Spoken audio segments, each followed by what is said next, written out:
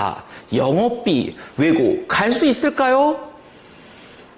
영업비 참 크리티컬하네요. 영업비라는 거는 이제 마이너스 4점을 저희가 이제 깔고 가는 거기 그쵸. 때문에 이게 굉장히 크리티컬하죠. 그러면 서울권 외고 영업비 한번 이야기해 주세요. 서울권 같은 경우는 일단은 뭐 너무 당연한 얘기지만 학교마다 정말 다르다고 얘기를 할 수가 있을 것 같아요. 일단 그리고 이제 작년, 재작년 이게 따라서 정말 많은 게 달라졌고요. 일단 제가 이제 재작년 같은 경우는 이제 저희가 이제 서울권에서는 가장 치열한 학교가 이제 명덕외고거든요. 그쵸. 이제 명덕외고 같은 경우도 재작년은 이제 러시아과나 중국어과 같은 경우는 이제 B가 하나 있더라도 저희가 이제 1차는 합격을 할 수가 있었어요. 그쵸, 다만 맞아요. 이제 물론 이제 마이너스 4점을 깔고 가기 때문에 그 면접과 자소서에서 정말 뛰어난 그런 역량을 보여줘야 됐었고요.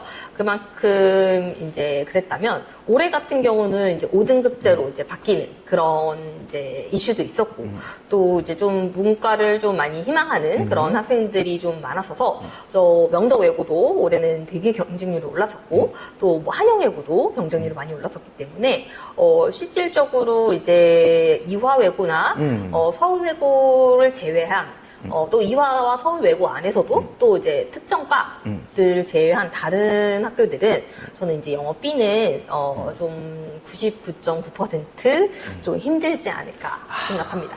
네. 그쵸. 영업비는 일단 좀 지원 전략을 잘 세워야 될 필요성이 있는 것 같아요. 역시나 서울권도 그런 것 같아요. 네. 경기권은 좀 어떨까요? 경기권도 서울권과 비슷한 부분들이 많아요. 영업비가 있는 순간 사실 우리가 선택을 좀 제약을 받는데 가장 먼저 선택하기 좀 어려운 학교들이 공립학교들입니다. 대표적으로 동탄국제고 그리고 수원외고, 성남외고 같은 경우에는 영업비가 있을 때는 합격이 어려울 가능성이 좀 높습니다. 물론 과에 따라서 다른데 그 경우들은 좀 되게 경쟁률에 유의하면서 지원을 해야 되고요. 이제 사립외고들 같은 경우에는 영업비도 심지어 B 2개도 합격하는 사례들이 있습니다. 때문에 영업비가 있는 친구들은 저는 이런 생각했으면 좋겠어요. 일단 포기를 하지 말자. 맞아요. 외고 준비를 쭉 하고 있다가 마지막에 조금 더 신중하게 선택을 해서 자신이 합격할 가능성이 높은 학교 이렇게 가는 게 좀 훨씬 더 좋은 것 같아요. 맞습니다. 작년에 어떤 일이 있었냐면 모 외고의 모 과예요. 정원이 예를 들어 40명인데 마지막 날 1시까지 40명이었어요. 최종에 41명이 됐어요. 그래서 원래 면접 없이 100% 합격이었는데 면접을 보게 된 거예요. 이런 운명의 장난이 있을 수도 있거든요. 그런 경우에는 몇 명이어도 사실 면접이 없었다면 영업비가 3개여도 합격할 수 있었겠죠. 하지만 이런 거는 그 누구도 예측할 수는 없잖아요. 네. 그러다 보니까 미리 신중하게 잘 준비를 해놓고 있다가 그리고 면접에서 엄청나게 역전되는 거 애슐리 쌤도 많이 경험하지 않으셨나요? 그럼요. 저는 이제 재작년 같은 경우 이화외고 중국어과에 이제 보낸 친구였는데요. 심지어 그 친구는 영어 B가 2개였죠. 그럼 마이너스 8점이거든요. 아무리 중국어과라고 하더라도 마이너스 8점을 이제 능가한다라는 건 정말 아이가 역량이 뛰어났었어야 됐기 때문에 이제 물론 이제 엄청나게 많은 저희 이제 자소서 그 연습과 그다음에 모의 면접 연습이 이제 들어갔고요. 그래서 절대 이제 영업이 못 간다라고는 이제 더 이상 말씀을 드릴 수는 없고 또 이 입시라는 게 매년 까봐야지 아는 거기 때문에 또 올해도 이제 뭐 어쨌든 5등급제라는 게 이제 처음 실시가 되는 거라 이게 뭐 좋은 점도 있지만 분명히 나쁜 점도 있을 거고 그래서 이제 어떻게 또 이렇게 진행이 될지에 대해서 또 저희가 또 봐야 되는 부분이라 이제 아까 선생님 말씀하신 것처럼 그냥 포기는 하지 말되 다만 뭐 서울국제고나 저도 말씀드리고 싶은 게 뭐 서울국제고나 뭐 대원외고, 명덕외고 이렇게 좀 너무 메인인 학교들 같은 경우는 사실상 조금 영업비가 있는 경우에 1차 지원하기가 좀 힘들 수 있다.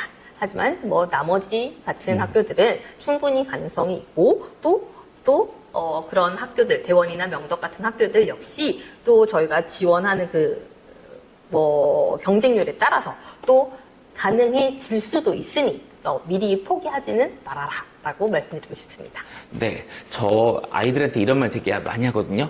얘들아, 포기가 뭔지 알아? 포기는 배출세는 단일 뿐. 너무 민망하네요. 지금 비웃으시는데요. 자, 실제로 제가 지도한 학생 중에 가장 기억에 남는 학생 중 하나가 검정고시 출신이에요. 검정고시는 감점이 정말 가혹합니다. 조금만 틀려도 감점이 진짜 영어 B 못지않게 감점이 커서 진짜 힘들었던 친구인데 그 친구도 정말 열심히 연습을 해서 검정고시임에도 불구하고 외고 합격을 이뤄냈고요.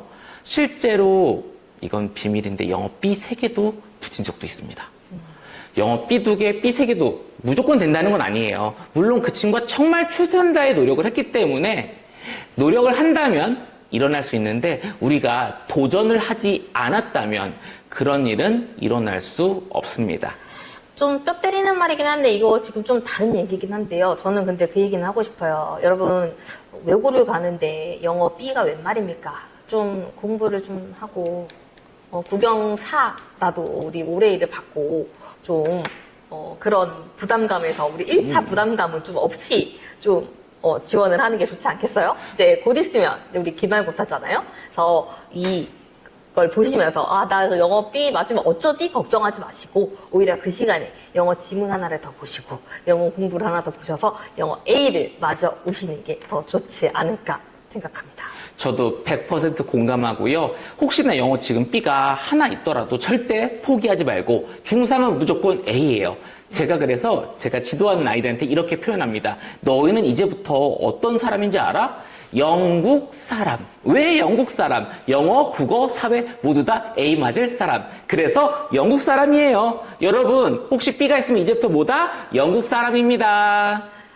그리고 뭐 자세한 사항들, 뭐 이런 게 뭐 생기부에서 뭐 문제가 있는 것들, 이렇게 영어에 B가 있는 것들, 이런 것들 궁금하신 점들이 또 있으시다면, 뭐 서울 거는 저희 애슐리 에비뉴로, 경기 거는 여기 상승에드로 좀 더 자세한 문의 주시면 좋을 것 같습니다.